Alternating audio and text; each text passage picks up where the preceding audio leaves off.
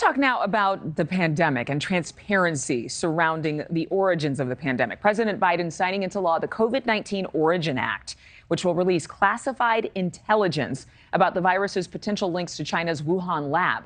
The House and the Senate unanimously passing it, which is a sign of the appetite for answers from both parties. White House correspondent Allison Harris is telling us when we could all see those reports. Allison, good morning.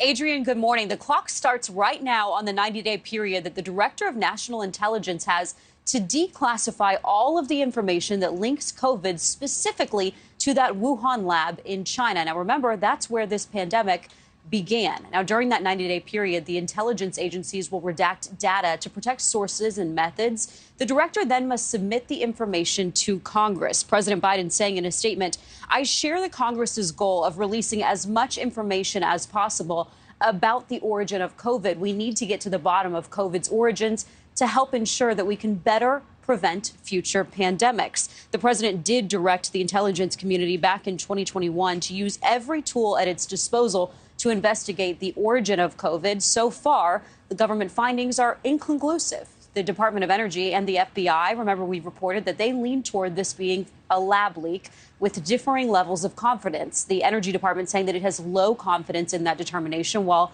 the FBI says it has a moderate level of confidence.